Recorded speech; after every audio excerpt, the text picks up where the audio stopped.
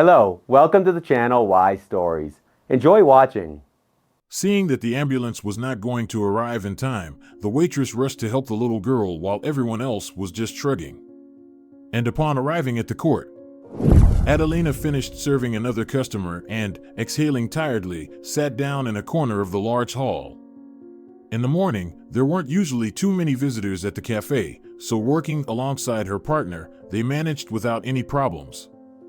They not only had time to take orders, bring them, fulfill all additional requests from customers, process payments, but also to take breaks in between. For this, the waiters had a favorite spot next to the bar, which almost concealed the seated worker but still allowed the waiter to observe the hall and the people in it. Before sitting in their secret spot for a little rest, Adelina gratefully took the coffee mug that had been thoughtfully passed to her and involuntarily smiled. The foam on the drink trembled slightly, with a funny face artfully drawn on it. This was a greeting from the bartender, Adriano, who had hinted at his affection for Adelina several times. Adriano could be understood. Adelina Gomez was liked by many. She wasn't the kind of beauty that turned heads on the street, but there was something special, light, and delicate about her girlish charm that sometimes had a much stronger effect than striking beauty. Adelina was a petite and slender girl with slightly reddish, fluffy hair, golden eyebrows and eyelashes that seemed lightly dusted with golden powder, and brown eyes that usually looked cheerful and curious. She had a small, neat nose that was slightly turned up, sprinkled with barely noticeable freckles in the winter, and covered in golden freckles by spring. These very freckles were a source of despair and concern for Adelina up until the end of school. "What's this face?" she lamented, addressing her mother and her reflection in the mirror. "It looks like a quail egg instead of a face." "Nonsense," her mother chuckled. "You're just a silly little girl. You'll grow up and understand how wonderful it is to live with sunlight on your face." Adelina's character matched her appearance, just as cheerful, spirited, and seemingly warming to those around her. Many thought that when Adelina Gomez walked into a room, a class, or a little grocery store nearby, anywhere, really, it instantly felt brighter. "Mom, they tease me for being a redhead," little Adelina once cried, running home from kindergarten. "Remember, dear, you're not red-haired, you're golden," her mother replied, hugging the little girl. Adelina was loved and greeted with smiles at home, in school, at the dance studio, at the children's clinic, on the playground, everywhere she appeared. And Adelina herself thought that life would always be beautiful and amazing. But everything ended on one terrible day, and the smile left Adelina Gomez's face for a long time. When she was 15, Adelina's parents died in a horrible car accident. Her father died instantly, and her mother in the hospital, surviving her husband by a few hours. After the funeral, her grandmother, darkened by grief and the only close relative Adelina had left in the world, suddenly said, "This is how fate has arranged things. They told me in the hospital that if the ambulance had arrived sooner, they might have been able to save Barbara. My daughter wouldn't have lost so much blood. Yes, you see, they have no one to work for them. We've come to this, there's no one to staff the ambulance." From that moment on, Adelina no longer questioned what she would become when she grew up. She would be a doctor, healing and saving people. And maybe someday she would save someone's mother in the same situation and wouldn't feel the pain of losing her own as much. Adelina grew up under the watchful eye of her grandmother, who had literally fought for her granddaughter against the guardianship authorities. Fortunately, children quickly adapt to the loss of even their dearest people and begin to live a normal life again. So, despite the pitying glances directed at her from all sides, and perhaps in defiance of them, Adelina learned to smile again. By the age of 18, Adelina had transformed into a charming, lively, and spirited young woman in whom it was impossible to find any sense of deprivation or orphanhood, even if you tried. Despite all the difficulties, she enrolled in medical university. Studying was truly challenging. Adelina, lacking a natural gift for memorization, memorized endless medical terms in anatomy, histology, pharmacology, and other medical sciences until her mind became foggy. She struggled with the damned Latin, which refused to stick in her head. After finishing 2 years at university, Adelina seemed to exhale. Studying became easier, and strangely enough, she had a bit more free time from her studies. However, she completely ran out of money. By that time, her grandmother, who had completely given up, was barely making ends meet on her pension. What Adelina received as a scholarship and payments as an orphan barely covered food and utility bills. And Adelina resolutely set about finding work. It turned out to be simpler than it seemed. On her way to the bus stop, she saw a large sign saying "Help Wanted" hanging on the door of a large newly opened restaurant cafe.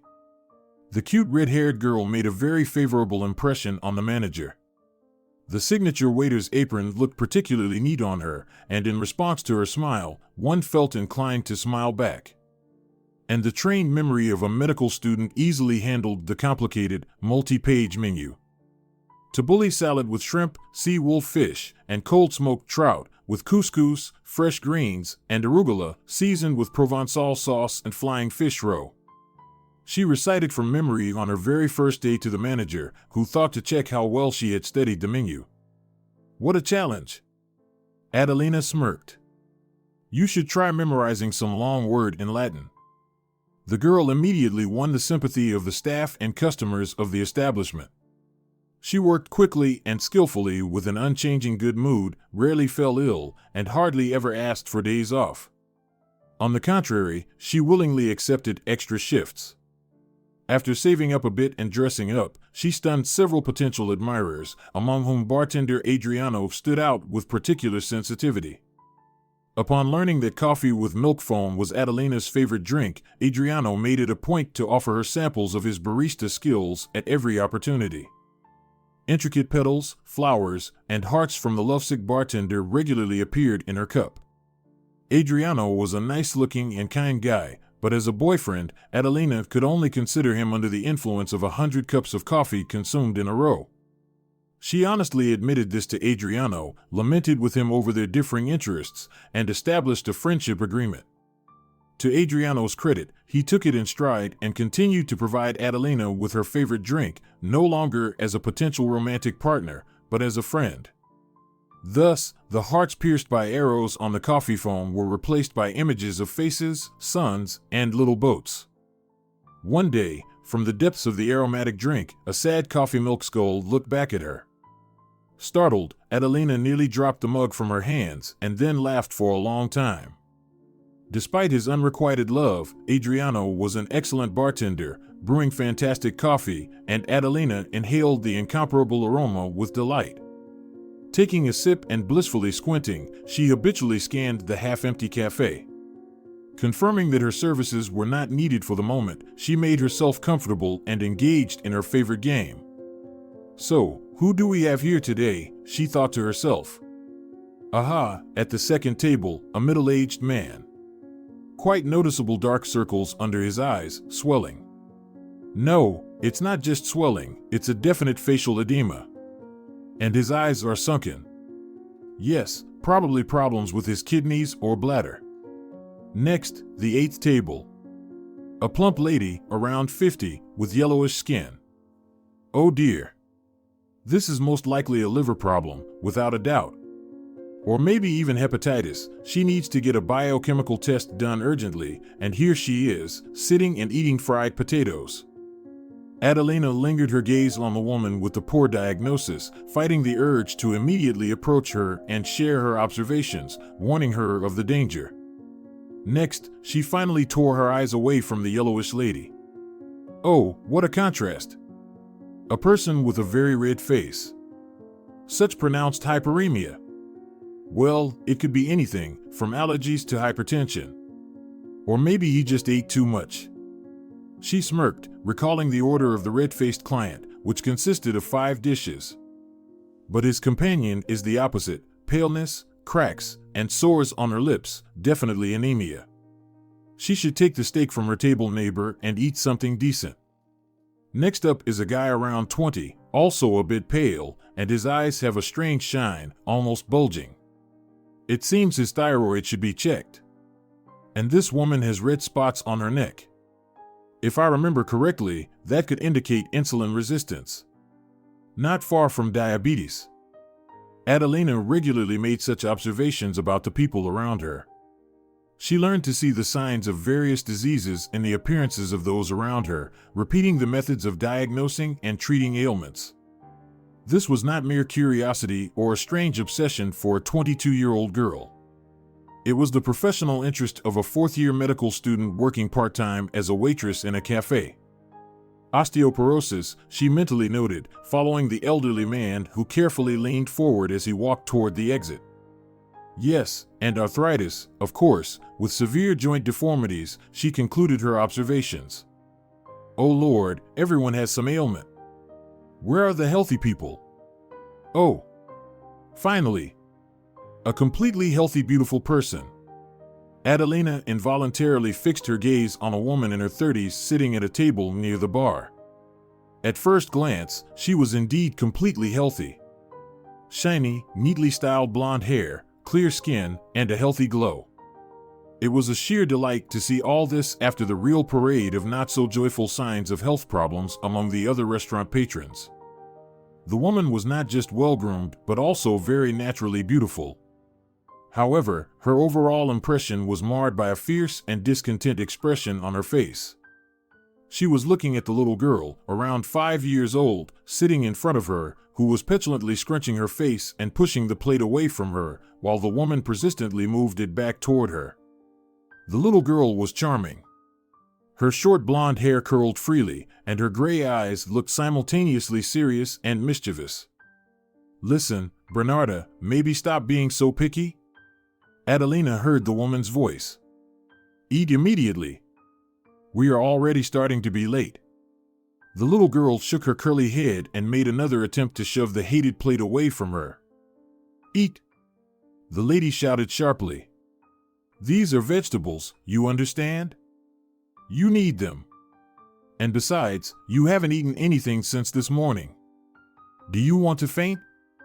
The girl shook her head and nodded toward the next table.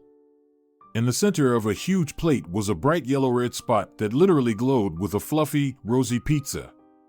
The girl was clearly showing her mother, if, of course, her angry companion was indeed her mother, that she really wanted to exchange the disgusting green broccoli for a couple of slices of pizza. From Adelina's perspective, this desire was completely understandable and logical, especially for a child.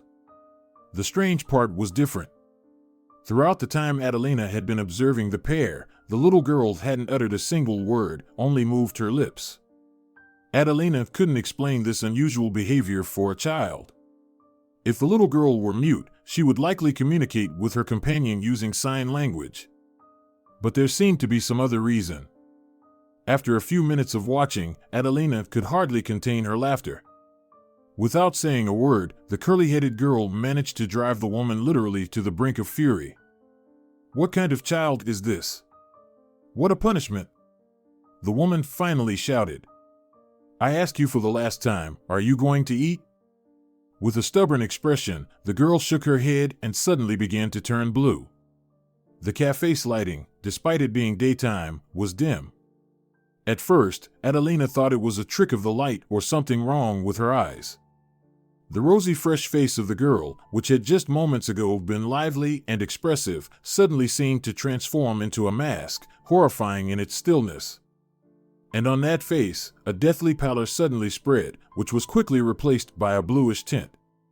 Adelina jumped from her chair so hastily that she dropped it. Not noticing the coffee cup that had fallen to the floor, she rushed toward the girl. The little girl was already lying on the ground, twitching and writhing from convulsions. Her delicate-fingered hands were constantly scraping against the floor, and her tiny nails seemed to be trying to cling to the surface but kept slipping off uselessly. Adelina knelt beside the girl and her companion, who, standing over the little girl, stared in horror with wide eyes and clasped her hands. "What's wrong with her?" Adelina shouted, addressing the woman. I don't know." The woman almost shrieked. "How can you not know? Are you her mother? Is she sick?" Adelina jumped to her feet, grabbed the woman by the shoulders, and shook her. "What's wrong with your child? She's choking." Yes, but I don't know. She has, well, this. I can't remember what it's called. For some reason, she grabbed her throat. Call an ambulance. Adriano, Carmela. Someone. Urgently call an ambulance. Tell them it's a 5-year-old girl with sudden moderate asphyxia, definitely not chemical. What caused it is unclear. Yes, faster. She shouted all this and, shoving the hysterical lady aside, knelt back down in front of the girl. The little girl was struggling to draw in small breaths, wheezing loudly.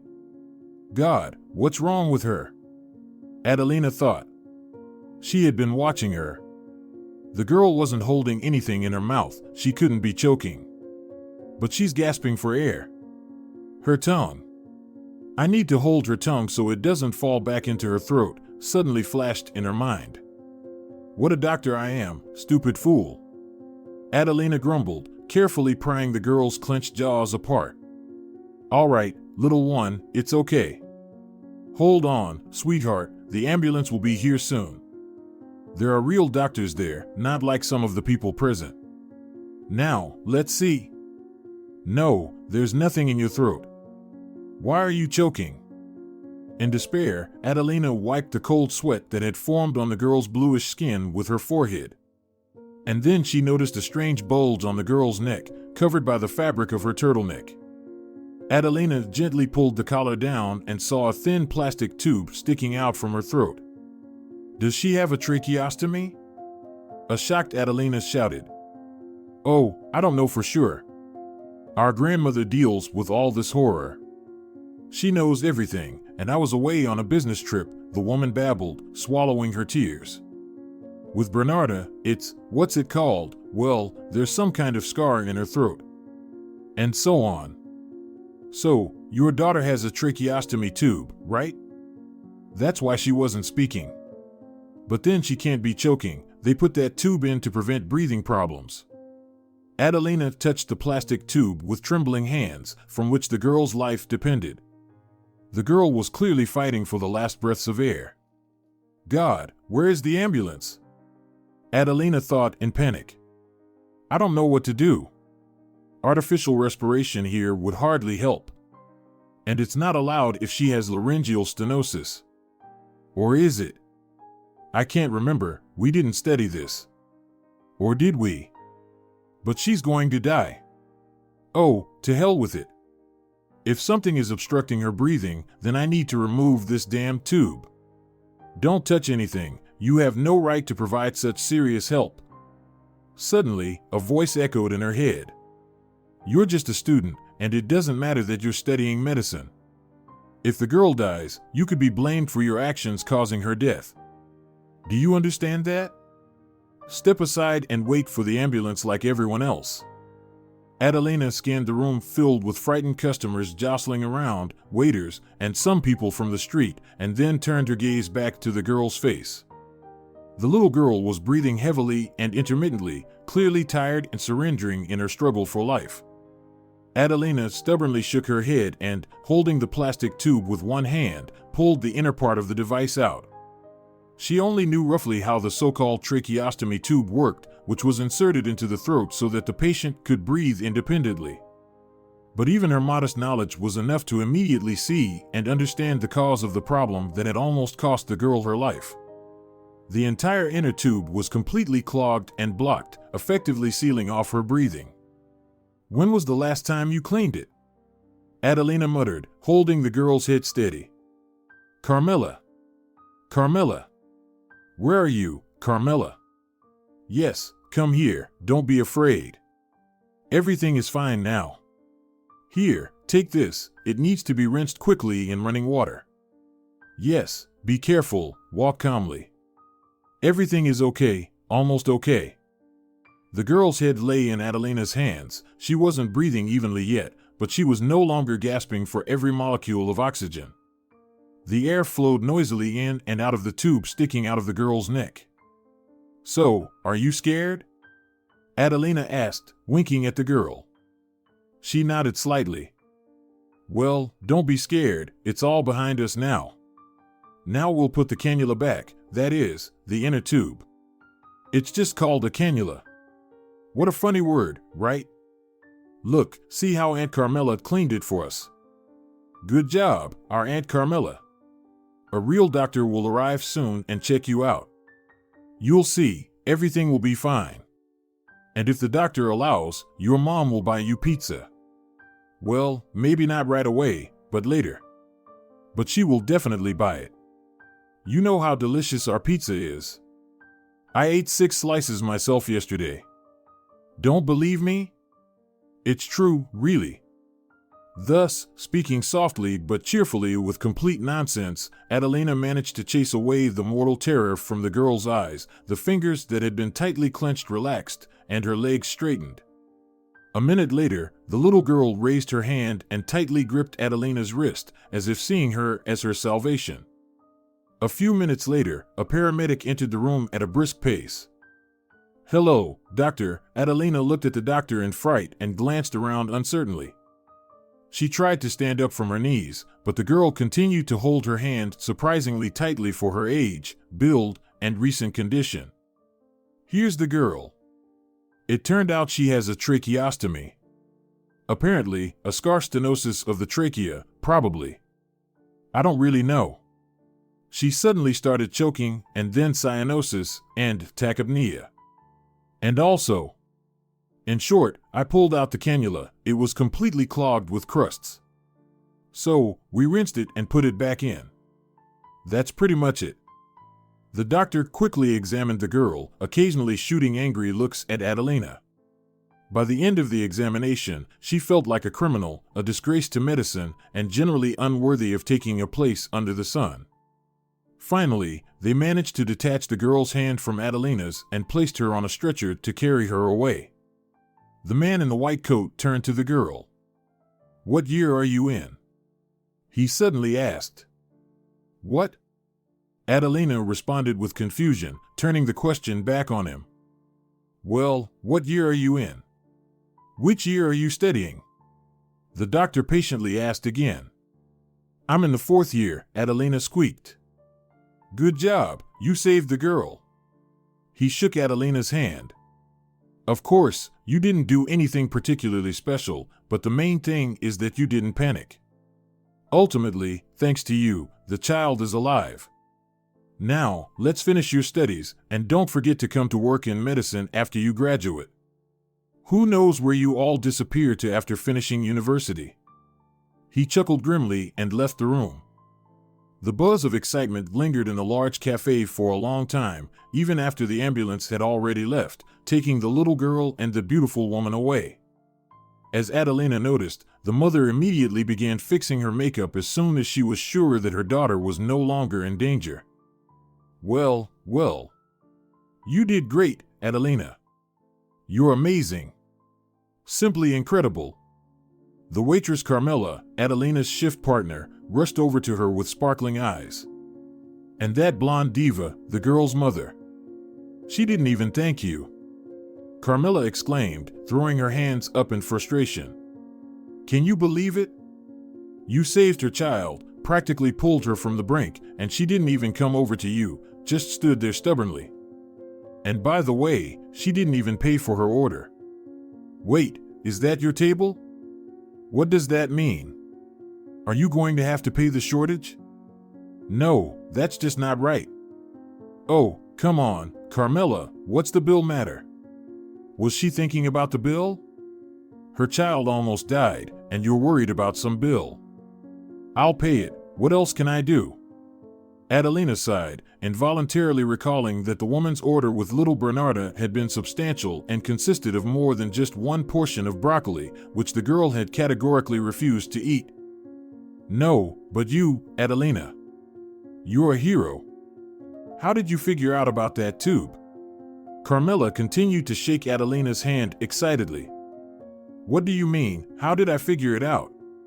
I just saw it, that's all. And really, stop it, Carmela, I didn't do anything special. Essentially, that's something her parents should do every day at home. Just take out and rinse the inner tube of the device, and none of this horror would have happened. Let's go. While the hall is empty, let's ask Adriano for some fresh coffee." I dropped mine, and I need to calm down after all this. The cafe's life, disrupted by the incident with the little girl, returned to its usual rhythm. The staff chatted about it for a while, shaking their heads in amazement, and they all agreed that Adelina had done well. Can you believe it? She didn't panic like the rest. She saved a child. And that mother of the girl, so-called. There are such idiots in the world. Why do they even have kids? The next day everything was as usual, and no one remembered the incident anymore. The shift was almost over when a new customer entered the cafe. Adelina looked at him and involuntarily sighed. What a man! She thought such men could only be seen in glossy magazines advertising suits at astronomical prices. And those guys in pictures confidently get into convertibles or stand on the decks of personal yachts. In short, the man had an unreal appearance, too noticeable and beautiful. Adelina wasn't the only one to notice the unusual visitor. A hush fell over the room, which quickly transformed into hurried conversations, as if those present were trying to show themselves and their companions that nothing special had happened. Well, another hungry customer entered the cafe. So what? Yet, they couldn't help but glance at him now and then, especially the ladies. The man was tall, broad-shouldered, and overall perfectly built. His thick blonde hair was carefully styled, and looking at his hairstyle, Adelina involuntarily reached up to smooth down her ever-messy curls. His cheeks and chin were clean-shaven. Obviously, he wasn't interested in the prevailing trend of stubble. Although, to be honest, it would have suited him well. Perched on his nose were small transparent glasses in a thin frame, slightly ruining the impression of a superhero. But even with glasses, he had a very attractive face, beautiful in a genuinely masculine way. All of this splendor was clad in a stunning classic suit, dark, almost black, with the finest light stripes.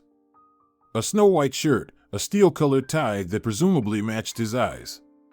And the shiny shoes completed the picture. Adelina sighed in admiration again and tried to remember where she was going just before this miraculous appearance. And suddenly, she realized with astonishment that the amazing visitor was looking directly at her. And now he was striding decisively in her direction. "Hello," he said, looking at her over his glasses. His eyes turned out to be gray, framed with dark lashes, slightly lowered, and very attentive. For some reason, his gaze seemed somewhat weary. "Hello," Adelina replied, flustered, and voluntarily catching a faint spicy scent of his cologne. "I'm looking for the waitress who helped the little girl in this cafe yesterday," he said, continuing to gaze at her intently and sternly. "That's you, isn't it? Why is that obvious?" Adelina muttered, suddenly feeling timid. What if something did happen to that little girl? Maybe her stupid help only made things worse. And this polished handsome guy came to tell her that. I played doctor, after all, Adelina thought sadly and immediately shook her head stubbornly. Yes, how could that be? The girl would have just suffocated. Ugh, let them do what they want. She did what she was supposed to. With some desperation, Adelina looked into the man's eyes. Yes, that was me. And I did what I could, although I'm not a doctor yet. But you know, I believe you can't just stand by and watch someone die before your eyes. A child. Adelina almost shouted. And suddenly, something changed in his face.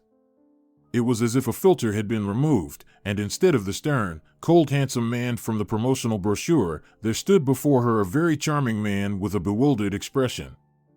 No, no. You've misunderstood me, he exclaimed, pleadingly clasping his hands in front of him. I came to thank you. I would gladly kneel and kiss your hands if you'd allow me, of course. You see, I'm the father of that girl. You saved my Bernarda yesterday. Stunned, Adelina stared at the handsome man. He was clearly anxious as he pulled a handkerchief from the pocket of his incredible suit and wiped his forehead. Then, after taking a few deep breaths, he adjusted his glasses and transformed back into the strict, composed, fully self-possessed man within seconds. Even his slightly reddened face instantly regained its previous matte pallor. He clearly had excellent self-control. "Could we sit somewhere and talk?" he asked. "Well, actually, I'm at work, and we're strictly prohibited from sitting at customers' tables," Adelina replied uncertainly. "I could easily get fired." "I'm sure I can solve that problem," he nodded. "I just need a few minutes of your time." Like a spellbound person, Adelina followed the resolutely advancing man, as if he were the owner here and she were a random visitor. In fact, once he overcame his sudden nervousness, he exuded confidence. It was clear that he was used to giving orders, being in charge of any situation, and bending those around him to his will. They sat at a table facing each other, and his voice sounded firm and confident, as if in a business meeting. "So, Adelina," he glanced at the name tag pinned to her apron. "You saved my daughter Bernarda yesterday. I'm infinitely grateful to you for that. I won't waste your time expressing my feelings, that's unnecessary. I just want to know how I can repay you for what you've done. Listen, to be honest, I didn't do anything special. I just took out and cleaned the clogged cannula from your Bernarda's tracheostomy tube. So really, there's no need to thank me. I just happened to be in the right place at the right time and did what I could." "Exactly, you were in the right place at the right time." For my and Bernarda's happiness, he nodded seriously, and his gaze grew warm again. "I spoke with the paramedic who took Bernarda from here.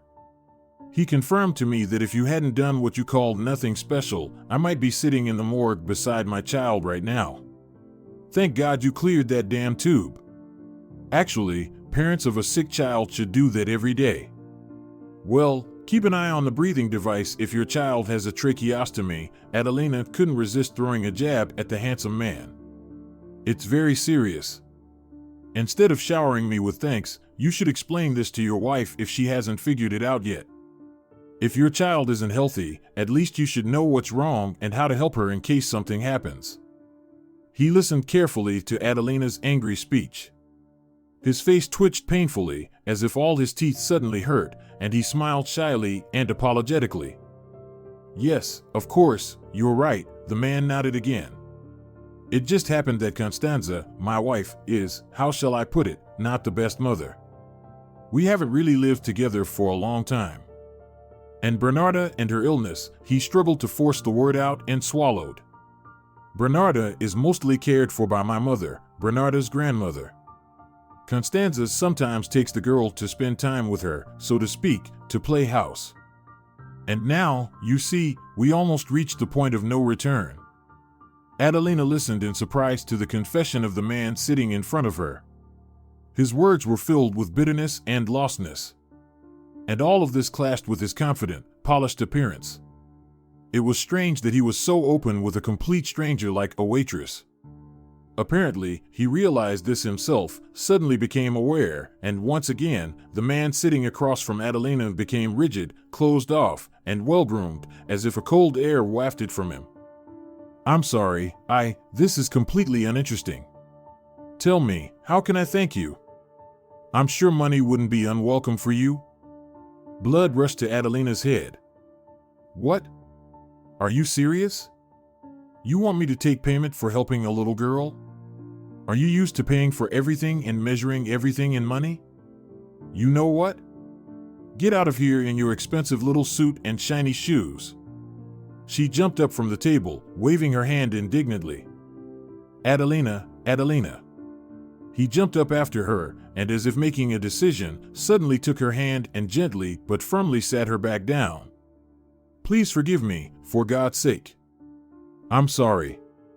I've probably just forgotten how to interact with normal, decent people. So I'm just rambling on. It's already something like professional deformation, you know? I mostly interact with people who measure everything in money, time, services, relationships. Even their guilt or innocence. You see, I'm a lawyer." "Well, of course, a lawyer." Adelina leaned back in her chair to get a better look at him. He couldn't be anyone else but a lawyer. The man matched the image of an expensive, inaccessible, ruthless attorney perfectly. Just the kind portrayed in movies and books. Adelina vividly imagined him standing before a judge in his magnificent suit, glasses glinting as he completely dismantled all the charges against his client, including those that were entirely justified. Judging by his appearance and behavior, he was a very successful lawyer, and his services presumably cost a fortune. He probably earns more in a day than I will make in a month with my most necessary and wonderful profession, the girl thought bitterly and ironically. Well, I won't take up any more of your time, then, he said, glancing at his watch.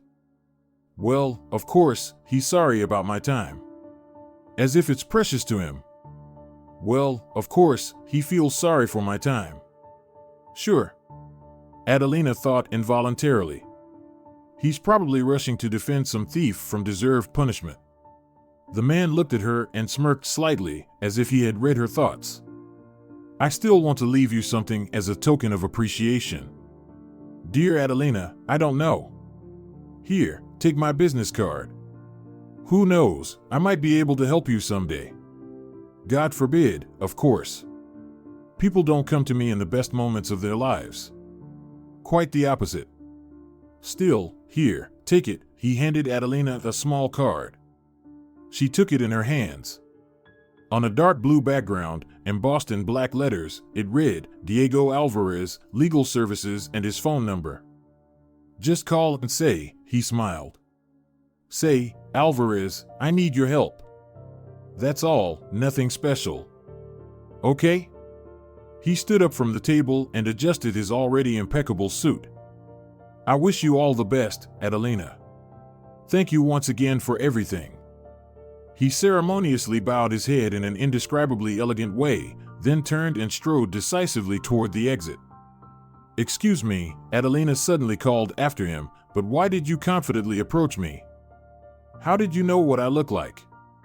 Well, Bernarda described you to me in great detail. He stopped, turned to face Adelina, and smiled. Once again, his face became kind and open. It seemed to change like that whenever he remembered or spoke of his daughter. Bernarda said you looked like a princess from her favorite cartoon. She also said that you shine and that you bring warmth. That's exactly what she said, word for word. You shine and bring warmth. I didn't understand her at all. I thought, just childhood fantasies. But now I see that it's true. I see and feel it. Perhaps that's why I opened up to you so much. Even I'm surprised.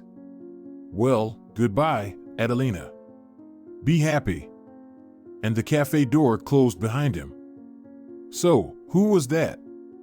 Who? The father of yesterday's girl? How nice. And what? Carmilla, who had long been suffering from curiosity on the sidelines, swooped in on Adelina.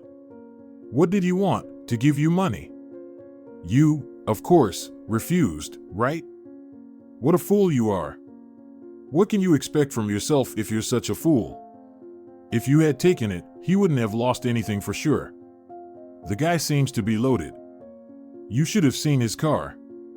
Who is he, anyway? A lawyer? What's his name? Let me see. Wow, he's probably one of those high-class ones. Our Adriano said his watch costs $10,000. Can you imagine? And Adriano has a trained eye for these things. Can you believe it? A $10,000 watch. My apartment is only twice as expensive. People live like this. And here we are, with our salaries, jumping around like monkeys with a tray. By the way, did you at least get him to pay for yesterday's lunch for his precious family? No? Well, Adelina, you're really something. What a rich woman. You're treating the lawyer's family with their expensive watches to lunch.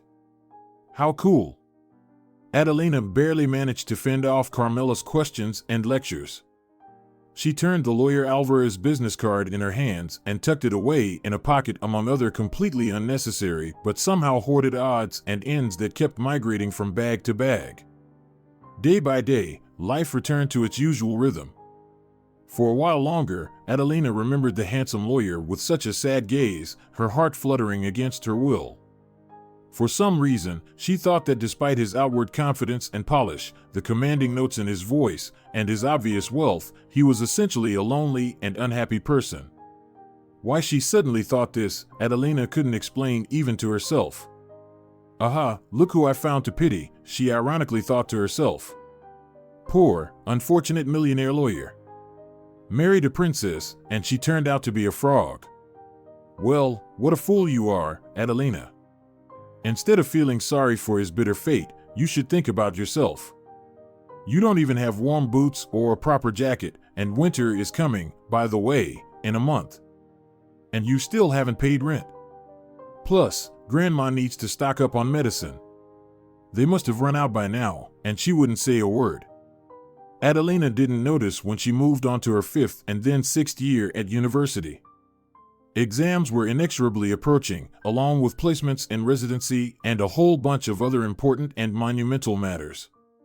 Her head was splitting from studying, and on top of that, Grandma presented her with an unpleasant surprise. She had fallen and fractured her femur.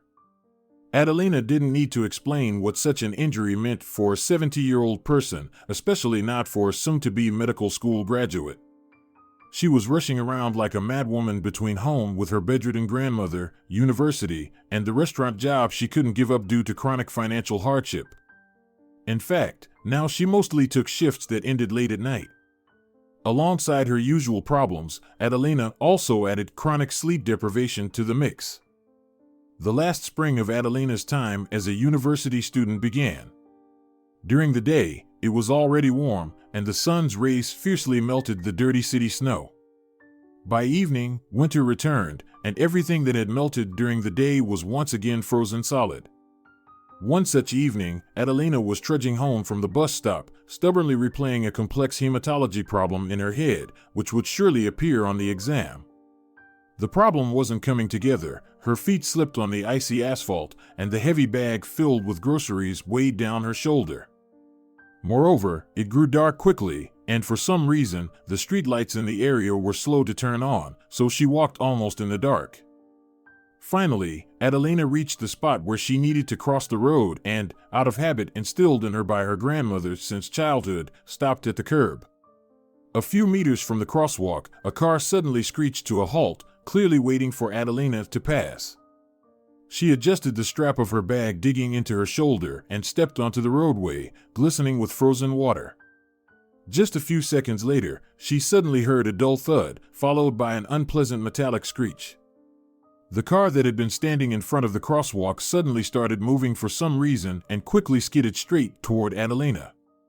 The girl shrieked, lunged forward, barely managing to slip out from under the bumper, and jumped onto the shoulder of the road. Gasping for breath, she dropped her bag and looked around in confusion. In front of the crosswalk, a small dark car stood blocking the way. The very same one that had seemingly stopped moments ago to let Adelina cross. And behind it, having crashed into the rear of the smaller vehicle and nearly crumpling it under itself, was a huge dark SUV. "Damn it!" A voice rang out in the evening silence. "You all!" A man was getting out of the SUV with obvious difficulty. "Is he injured?" Adelina thought, seeing how the driver of the SUV was grasping at the top of the car door, trying to lift himself up. But within a few seconds, the reason for his struggles became clear. The driver was incredibly overweight. Abdominal obesity of the 3rd degree, likely risk of diabetes, stroke, or heart attack, Adelina mentally diagnosed him, as was her habit. The fat man, who was continuously cursing, finally got out of the car and walked determinedly toward the driver of the front car, who was examining the broken headlight with a disheartened expression. "Are you out of your mind? Why the hell are you stopping in the middle of an empty street? Are you completely stupid?" The hefty man clearly decided to assert who was in charge. But his opponent was no shrinking violet. "You're the idiot. Just look at him, he crashed into my trunk and is still yelling at me. Look, you've wrecked everything. Look at my bumper, trunk, headlights, it's all in shambles." "Oh? Well. What do I care about your headlights? Bah. You should take a look at this." the hefty man, surprisingly agile for his size, dashed toward his car. "Look, my front headlight costs more than your entire car." "I don't care about that," the second driver snorted. "I'm not responsible for you not keeping a safe distance. You were speeding like a lunatic and on ice, no less. So, you're the one responsible for the accident. You figure out how much your headlights cost." "How am I responsible? What are you talking about? Explain to me why you're stopping in the middle of the street at night like a crazy person. Did you fall asleep or something?" The fat man fumed. "Actually, there's a crosswalk here, and a girl was crossing. Am I supposed to run her over?" The opponent retorted. "What girl? Are you dreaming or something?" The hefty man exclaimed in disbelief. "Yes, there she is." The driver of the first car glanced around, spotted Adelina huddled on the side of the road, and waved her over. "Miss, come here. Explain to this gentleman that you were crossing the road. He doesn't believe it." "Yes, of course, I was crossing," Adelina nodded obediently. "I'm sorry for how it all turned out. I didn't know, but I looked first." She smiled at the man, "you were letting me go, I saw that. So that's why I went." "Ah, so she's the one to blame?" The hefty man turned his whole body around, since he essentially had no neck, and fixed a piercing gaze on Adelina. "What are you doing here at this time?" he suddenly shouted. "Well, first of all," Adelina protested, "don't raise your voice. Secondly, I crossed the road at the designated place, mind you, making sure that I was being let through." "Oh, really? And who put that designated place here for you?" the man asked in a mocking tone. "Well, you know," Adelina exclaimed. "Of course, you can't see the pedestrian crosswalk due to the ice. But the sign is right here." She pointed to the metal rectangular sign. The hefty man glared hatefully at the sign, panting heavily, and then turned that same expression back to Adelina. "All right, enough with the pointless chatter," the first driver suddenly interjected as he dialed a number on his phone. "In short, we're calling the police, making a report, and going home. You can do whatever you want after that. Blame whoever you want for whatever. And you, miss, don't go anywhere. You're also a participant in this accident." "What police?" the hefty man exclaimed, alarmed. "Are you out of your mind? We're normal people, we'll sort this out ourselves. We'll fill out the report without the police. Right?" After the report was completed and signed, Adelina, glancing anxiously at her watch, picked up her bag. It turned out that the entire incident with the accident, discussions, and paperwork had taken almost 2 hours. God, Grandma must be going crazy. Adelina thought anxiously. "Wait, where are you going? What about compensation?" The hefty man suddenly squeezed out. "Oh, come on. What compensation?" Adelina was genuinely surprised. "Don't worry, I don't need any compensation. Nothing happened to me, I'm alive, safe, and sound." "Well, I was a bit scared," she smiled. "But that's nothing serious. I'll go home now, have a coffee, and calm down." "Coffee? You don't need anything? Are you kidding me?" The hefty man was astonished, looking as if he might have a stroke. "Or are you stupid? Who will pay for my damage? This idiot who stopped for no reason will have insurance cover everything if it comes to that. But what am I supposed to do? Pay out of my own pocket? Honestly, I don't understand." Adelina was taken aback. "Do you want me to pay for your repairs?" "Well, thank God. Finally, you're starting to understand." The man huffed. "That's exactly what I want, darling, and you will do it. Have you lost your mind? Why should I pay for your repairs if you're the one responsible for the accident? Look, according to the report, you're the one at fault. You signed it yourself. You can shove that report somewhere. What do you think? If you're a pedestrian, that means you can't be held responsible? You're very mistaken, sweetheart. I'll prove that you're to blame for everything." that I crashed into this clown because of you. So, you may end up paying not just me, but both of us. Think it over and agree to cover the damage while it's not too late. No. Well, you won't get away with this, Adelina continued to resist, though not as confidently anymore. I crossed the roadway at the crosswalk. There's a sign standing right there. It's standing there now, but tomorrow, who knows? The hefty man threw out a mysterious phrase. Adelina suddenly felt scared. Just a few minutes ago, she was completely sure of her non-involvement in what had happened. Well, she was involved, of course, but only as a witness who had almost been run over. And now everything was inexplicably turning upside down. Suddenly, she was being accused of the accident and being asked to pay for damages. How could this happen? She almost got hit by a car, and now she was guilty of the accident? No, this can't be true.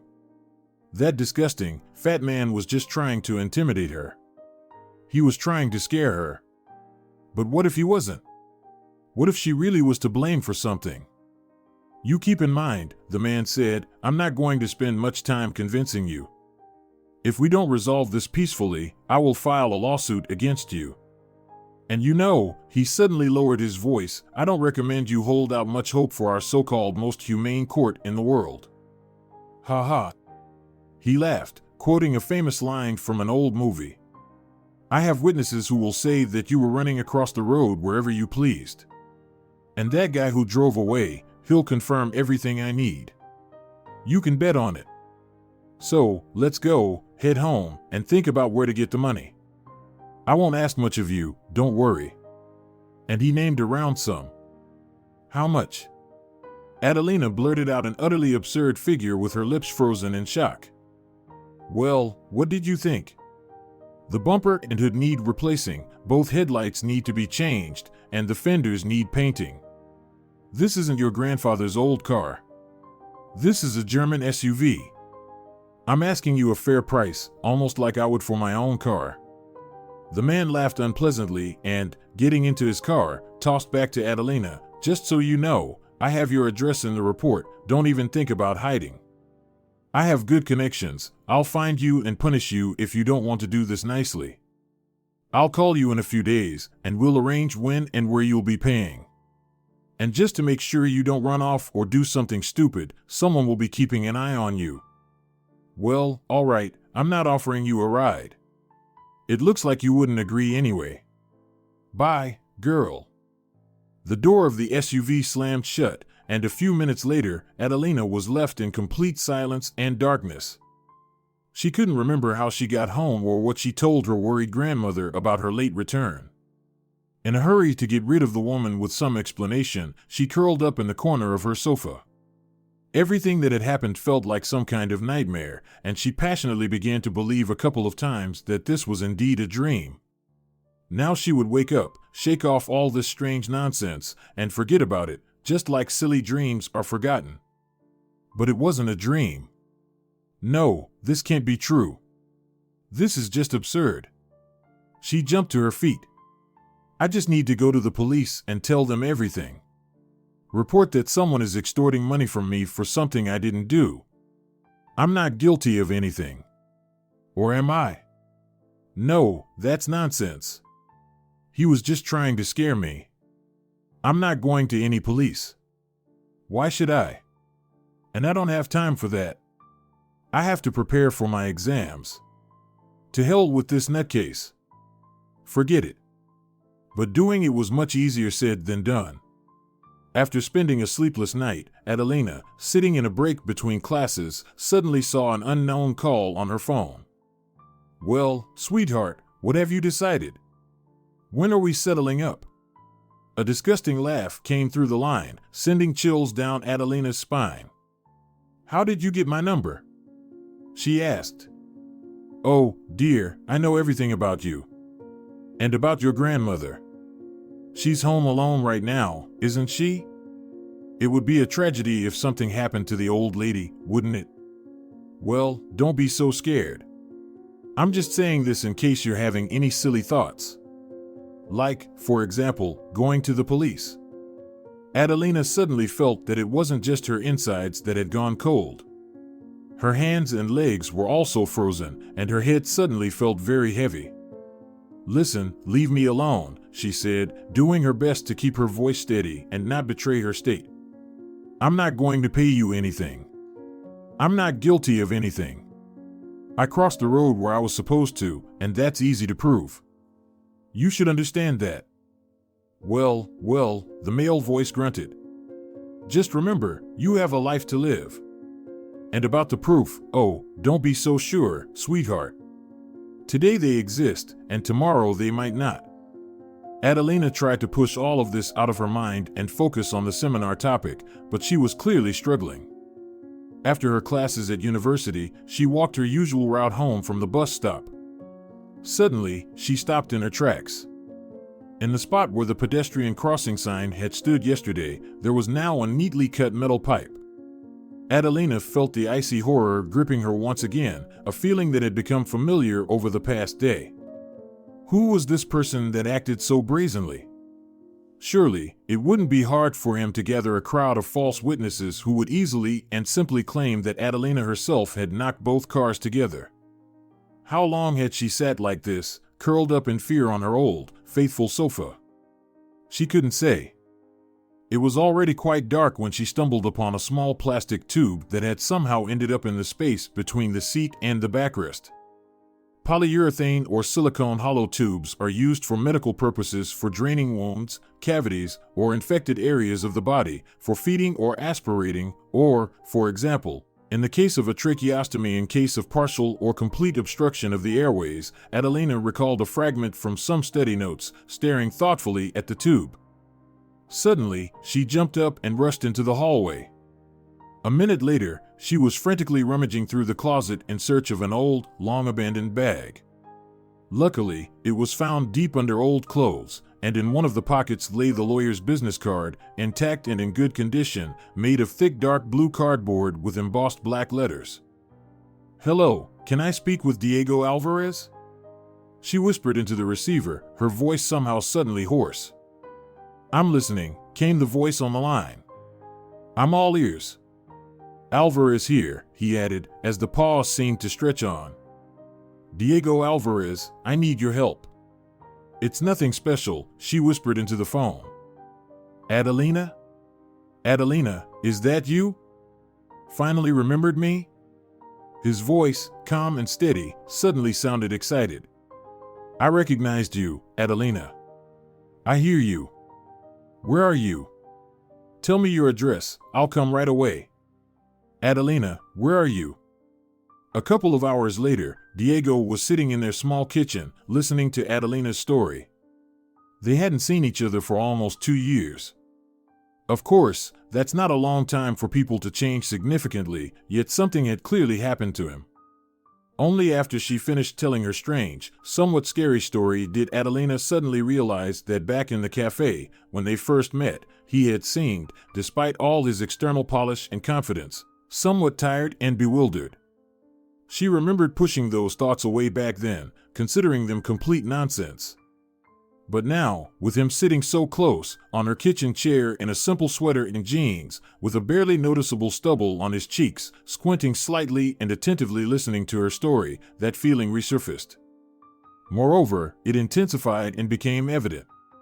"So, how are you doing?" Adelina suddenly asked, surprising even herself. Diego looked taken aback.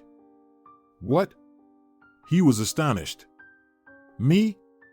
Oh, just the usual. Everything seems fine. And how is Bernarda doing?" Adelina asked a new question, completely unrelated to the reason for their meeting. "Bernarda? She's doing well." Diego's face instantly brightened and smoothed out the moment he mentioned the girl. "Oh, she's a champ. Thank God, we've long gotten rid of those cursed tubes. She's completely healthy now, chatting nonstop, such a clever girl. She's into tennis, and she even plans to learn to sing." The man proudly listed his daughter's achievements.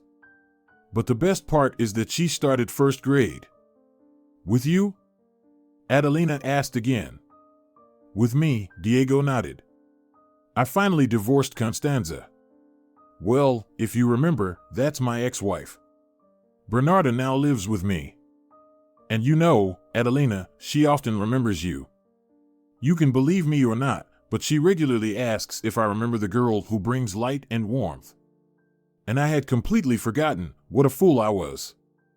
Diego suddenly took Adelina's hand in his and pressed it to his lips.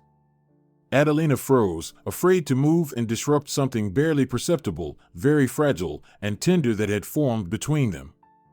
So, Diego suddenly said, as if waking from a dream, "Wait, let's first solve your problem. But overall, I get it, you just happened to get caught up in this. It's a classic extortion scheme. It really looks like those guys are working together.